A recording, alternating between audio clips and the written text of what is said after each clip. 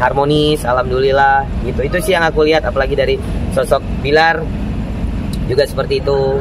Jadi ya mudah-mudahan Dedek dengan jam terbang yang udah luar biasa, apalagi menurut aku ya, ini pasti Dedek bisa laluin lah gitu. Jadi ya mudah-mudahan yang terbaik buat Dedek. Bilar sendiri gimana nih mungkin menanggapi kasus ini pertama kali? Mungkin udah sempat apalagi ngobrol Bilar, sih kan? pengalamannya kan juga udah lumayan ya gitu. Jadi menurut dia ini nggak ada jadi masalah besar gitu. Ya tapi tetap pasti sebagai suami dia akan tetap akan tetap lindungi, protek keluarganya, dan kembali semoga semuanya baik-baik aja. Berarti menurut Pak, satu lagi Pak. Boleh. Soalnya katanya gini, Yoni sudah sempat datang ke rumahnya Pak. Ya. Mungkin nggak sih seorang Dedek tidak merespon, tidak menerima tamu dengan baik? Jangankan itu, ini ya main bola nih, kita datang nih ke rumahnya yang Dedek nggak pernah ketemu dia sekalipun, dimasakin kepiting, dia yang masak lagi gitu. Boleh welcome, apalagi dia tahu kan dari awal Bilar banyak temennya gitu. Dedek ya orangnya ekstrovert kan, bukan introvert ya. Cuman ya namanya kita bertamu ke orang kan kadang mungkin ada etika ya, memang nggak ada orang di rumahnya itu mungkin, atau cara kita berkomunikasi dulu, atau minimal kita cari dulu siapa nih yang kenal sama Dedek untuk dikomunikasikan bahwa kita mau silaturahmi. Pokoknya doa terbaik buat adik saya, penyanyi dangdut terbaik, penyanyi wanita bersuara luar biasa, Masya Allah. Pokoknya Insya Allah nanti ada derajat yang lebih tinggi buat Dede Lesti. Semangat, sehat selalu berkasih. Aku no komen karena kan itu urusan kita sama-sama semuanya. Pokoknya yang penting support ke baik. Saya support ke Dedek, support ke semua penyanyi, dan juga respect kepada seluruh pencipta lagu. Sukses pokoknya buat Dedek, semangat terus, berkarya terus.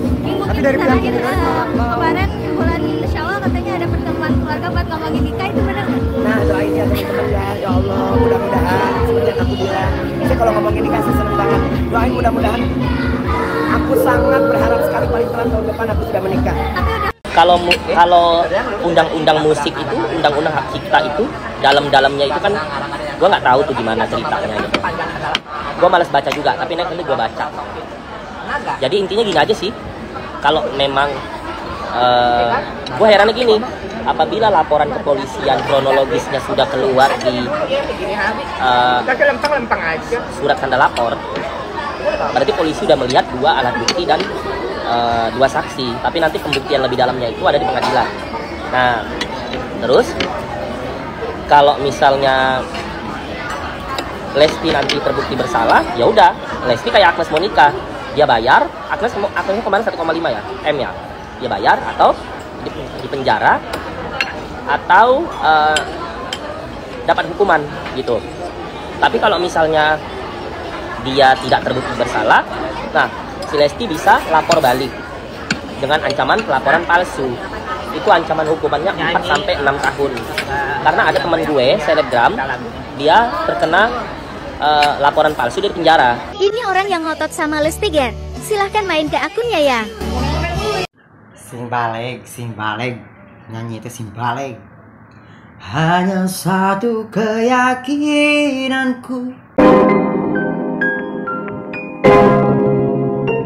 Guys, ini ada info terbaru lagi, yaitu masuk ke segmennya Lesti ya. Yoni Dores akan buka pintu damai dengan Lesti Kejora, tapi ada syaratnya katanya gitu guys. Pablo Benua tantang Yoni Dores untuk rekam ulang lagu Bagai Ranting katanya gitu guys.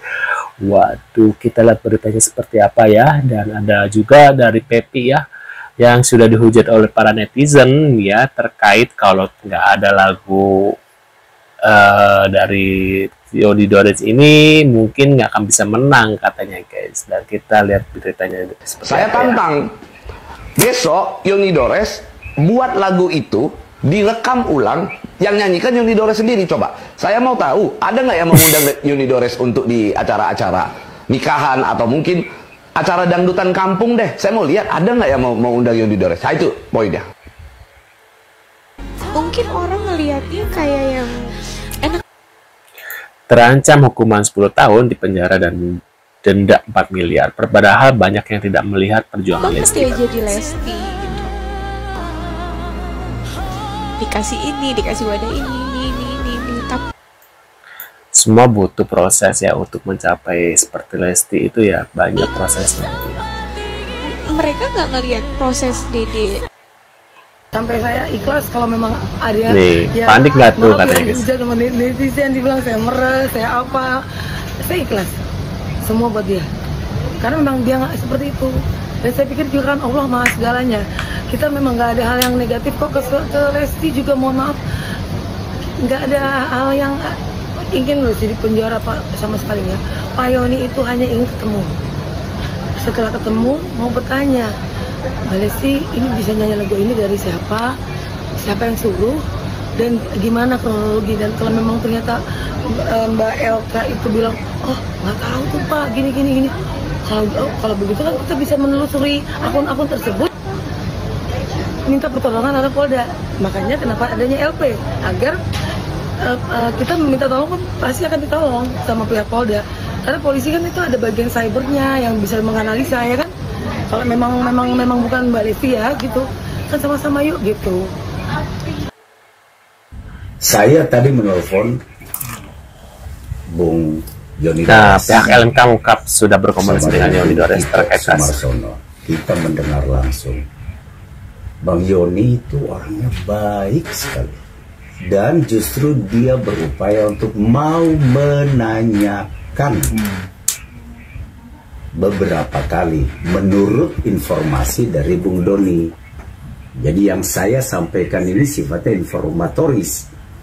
Bung Yoni menyampaikan bahwa dia beberapa kali mencoba mau mendudukkan masalahnya, mau menanyakannya, namun belum mendapat respons dari saudari Lesti Kejora gitu. Nah sampai titik itu aja, kita nggak masuk ke wilayah substansinya apa dan lain sebagainya itu. Tapi saya nggak tahu apakah sudah sampai di kepolisian atau belum. Ini kan kata pers, tapi yang tadi saya sampaikan gitu, dia sudah beberapa kali menanyakannya. Nah terkait dengan pertanyaan tadi itu, kalau untuk acara televisi ya Pak John ya, atau live performing, live event, ada konser atau apa ya, penyanyi menyanyikan lagu yang tersiapkan untuk acara tersebut. Dan kalau seperti televisi punya perjanjian dengan LMKN gitu, dalam setahun dia punya acara-acara apa saja, dia bawakan lagu, mau lagu tradisional atau lagu dari barat, lagu asing atau lagu siapapun, nanti dia berhubungan dengan LMKN mengoleknya, lalu LMKN mendistribusikannya kepada pemilik hak cipta atau hak terkait melalui LMK. Seperti yang Anda lihat tadi, pimpinan LMK atau ketuanya tadi ada di ruang sebelah, mereka sedang melakukan rapat yang dipimpin oleh Bung Tito Sumarsono selaku komisioner yang membidangi distribusi, untuk membicarakan pendistribusian kepada masing-masing pemberi kuasa di masing-masing LMK sesuai data. Gitu. Tadi itu pertanyaannya itu apakah harus izin dari penyanyi kepada pencipta kan? Nah, menurut pasal 23 Undang-Undang Hak Cipta itu, setiap orang dapat menggunakan lagu tanpa minta izin kepada pencipta. Tapi di bawah itu ada ekornya kalimat itu, sepanjang membayar imbalan kepada pencipta. Nah ini yang terminologi apa, narasi yang tidak jelas siapa yang harus membayar itu, apakah si penyanyi ya, apakah si penyelenggara, nah atau penyelenggaranya gitu ya.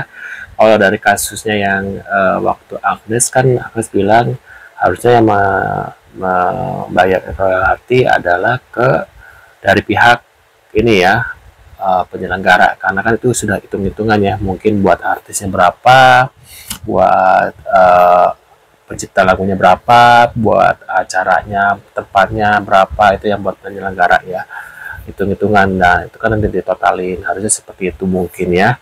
Jadi ketika ada konser kan si penyelenggara itu sudah membuat apa ya, menghitung-hitung lah anggaran keuangan untuk membayar artisnya segini, terus buat para pencipta lagunya segini gitu guys ya. Harusnya sih seperti itu, biar adil gitu ya, kita sama-sama enak lah gitu ya. Pencipta lagu juga kan butuh yang namanya ini ya, kalau kita pencipta lagu, kalau ciptaan kita nggak dibayar juga nggak enak juga gitu guys ya. Menurut pendapat kalian gimana setelah melihat beberapa info ini guys? Mungkin kalian punya komentar apa, tulis di kolom komentar. Terima kasih sudah hadir dan sampai jumpa di video selanjutnya. See you guys.